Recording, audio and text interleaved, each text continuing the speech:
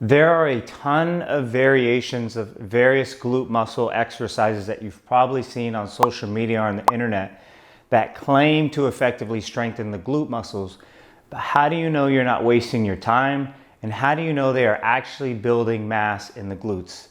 In this video, I'm going to show you the top and most effective exercises that you can use to help effectively build your glute strength and build size. Let's get started.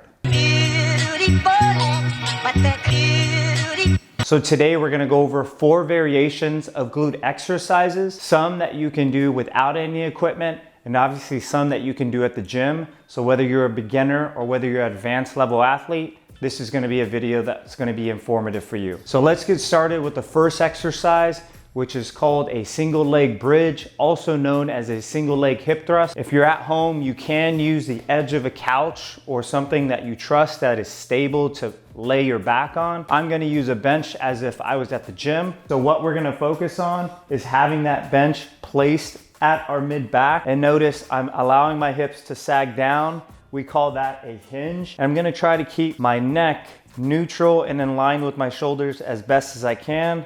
I don't want to be hanging my head up like this or looking too far forward here. So I'm going to just try to stay nice in line here. So the single leg hip thrust, what we're going to focus on, if I'm strengthening or working on my right leg, what I'm going to do is I'm going to push through the ground and I'm elevating the opposite leg up off the ground, trying to use my glute muscles. I am going to be incorporating some hamstring in there as well, but I'm really trying to push through my heel and squeeze that glute muscle. You're obviously gonna feel some core muscles firing. You're gonna hold it there and then you're gonna bring it back down. If the single leg bridge is too difficult for you to perform, if you're at home and you're just getting started with this new exercise, you can still focus on just a double leg bridge where you're just hinging and bringing your hips straight up. The important part at the top of the movement is that we're working on that posterior pelvic tilt. So what that means is you're tucking that tailbone underneath you and you're squeezing those glutes as tight as you can, pushing through the heels into the ground, okay? What I don't want is just you kind of doing partial reps and you're not really focusing on that top movement. You wanna make sure that you go through full range of motion, pushing through your heels instead of your toes, and really try to feel the engagement of the whole posterior glutes there. Now, to make this more challenging, you can also add load. You may not have access to a barbell, but you can actually use like a kettlebell or even a dumbbell. I think this works the best. And this kind of just sits in the front of my hip at that hip crease. And I do have to hold that dumbbell and stabilize it so it's not falling over.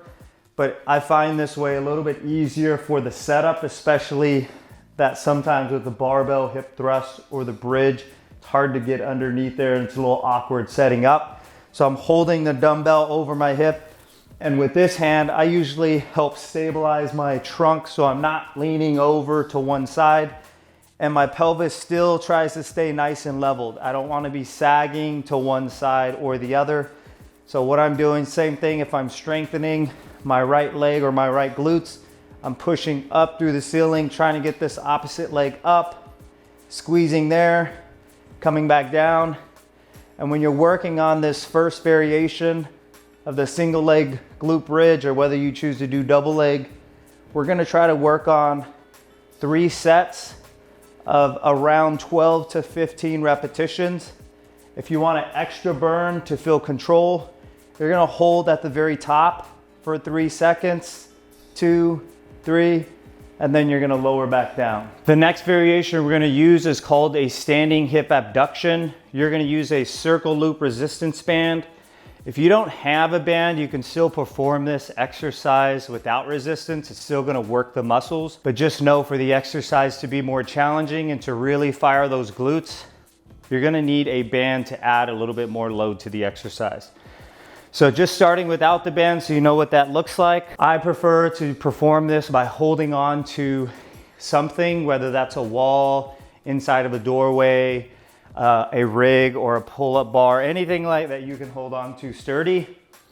Typically this exercise is recommended by balancing on one leg and moving the opposite leg laterally, not just to the side, but behind us, okay? Now the problem with that is most people have a hard time, including myself, balancing on one leg as it is. So then now if I'm gonna ask you to balance and move the opposite leg, it can be very advanced for people. So I think just to focus on really building glute strength and removing the balance aspect of this exercise, I prefer to do this standing up so that you can really focus on your torso and your posture while you're working on the exercise. So without the band, you'd simply work on holding on, and you're bringing that leg out to the side and slightly behind you. Also notice with this foot, I'm actually focusing on what we call hip internal rotation. Not excessively, but what I don't want is your toes turning out and people cheating by activating their hip flexors and their core muscles to do this exercise incorrectly. So it's important that their pelvis stays facing forward. That may mean that your range of motion is going to be reduced, so you're not kicking your leg out as far. That is okay. Your range of motion will improve as you get stronger. This is an exercise that is highly underestimated, works some of the glute medius muscles. We have 3 glute muscles. Everyone's focused on the glute max because it's the largest glute extensor of the pelvis, and it's what everyone is known as building a big butt. However, the glute medius muscle is underestimated because it helps stabilize the pelvis.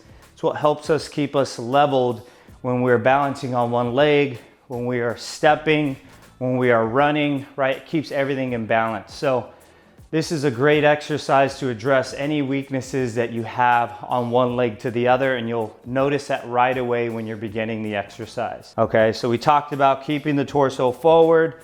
We're kicking the leg behind us with a slight internal rotation bias of the hip going out to the outside, and I'm holding on here, making sure that I'm not bending my trunk over here, okay, and making sure that I'm not cheating by turning the leg out in this fashion. So if you do decide to bump this or scale this up using a band, you're gonna wrap the band around your ankle. You're gonna do the same thing I'll show you with this area here.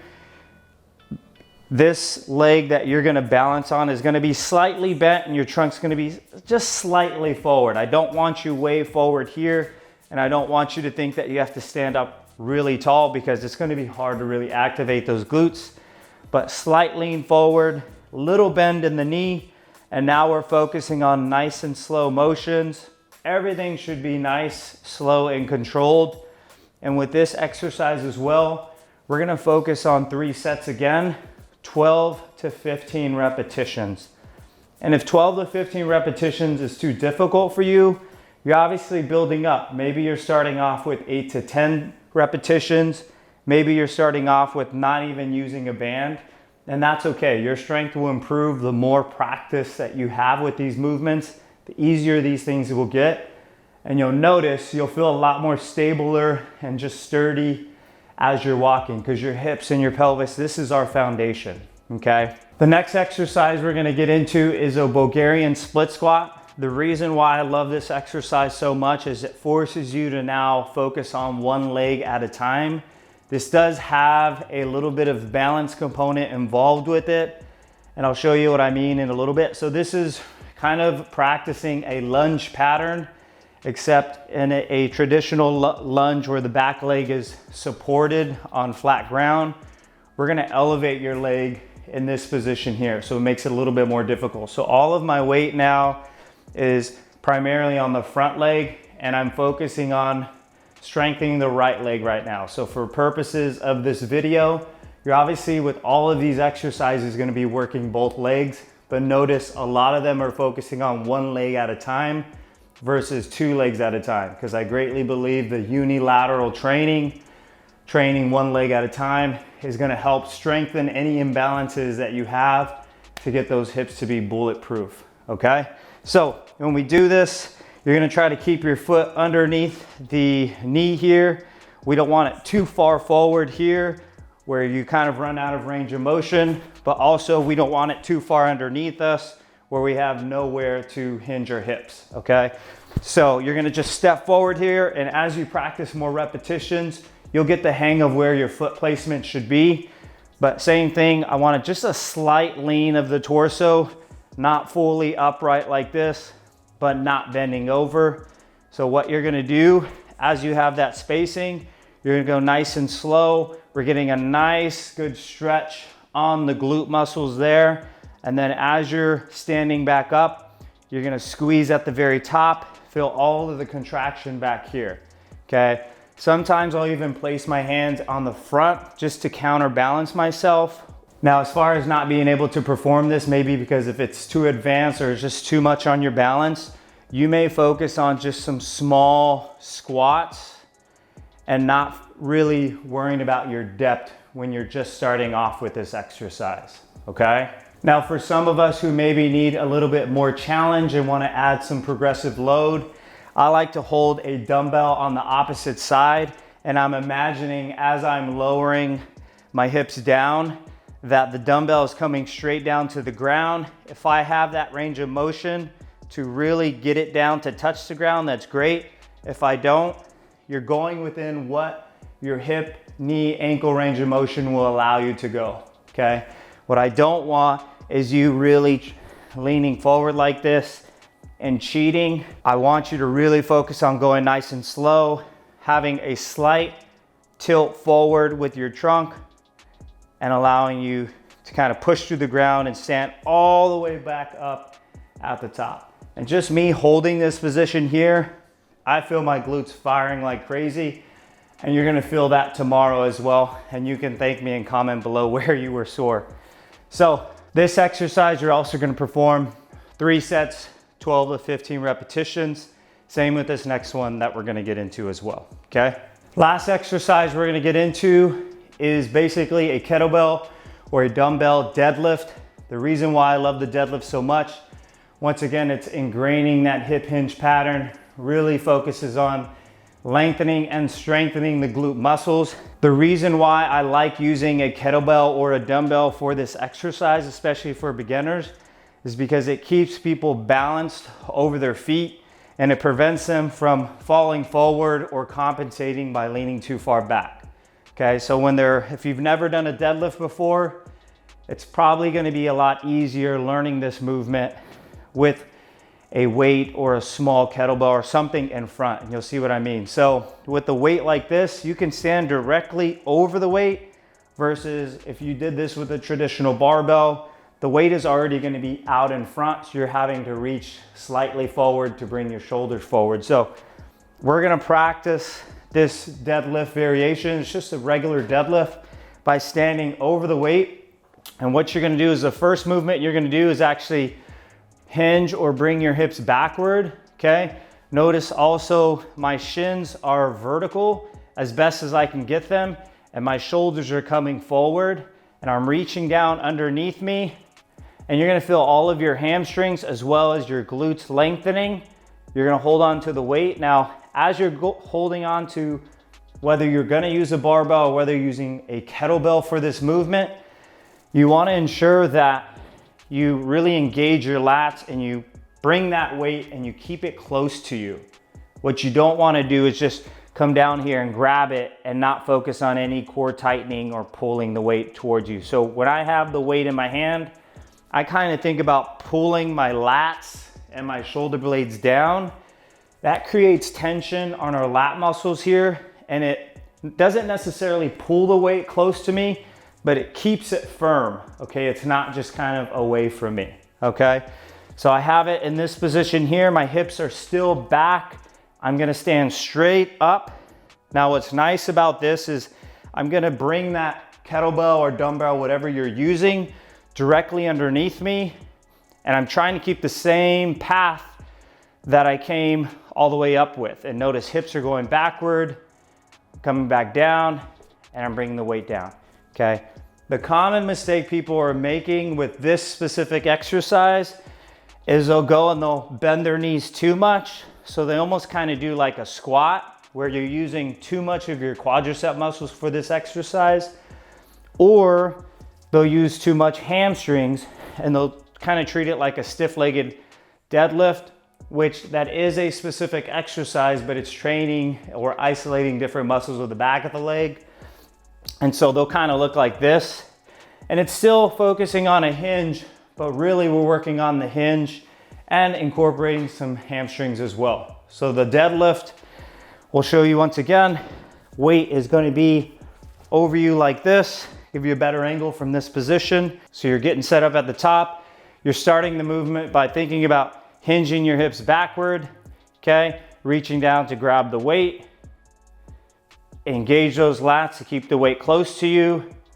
Stand all the way back up. Squeeze at the very top. That's very important. We don't want to just do this and head back down, right? You'll definitely feel yourself cheating and you won't really feel both of the muscles tightening, your glute muscles. And then you'll bring the dumbbell right back where it belongs, okay? So we're teaching that pattern. So these are the 4 effective variations of exercises that I like to use to help strengthen the glutes. Now, some of you guys might be dealing with lower back pain or SI joint pain, and if you are, it's definitely important that you take care of those symptoms. I have a video up here that goes over how to self-treat yourself if you're dealing with some of that pain, so that once you are completed with your treatment, then you can move on to strengthening your glute muscles and getting them strong again. I learned as an experienced therapist that a lot of the people that were coming to see me for low back pain or hip or knee pain actually had some imbalances on their glute muscles. And so when we focused on strengthening those muscles, we saw very quickly how their symptoms and their pain actually improved. So do not neglect this part of your body. I hope you found this video helpful. If you like this video or decide to try one of these exercises, please support me by subscribing and send a comment below in the comment box. This does support my channel. And if you have any topics or interests of videos you'd like for me to make, leave a comment in the comment box and I'll get back to you as soon as I can. See you in the next one.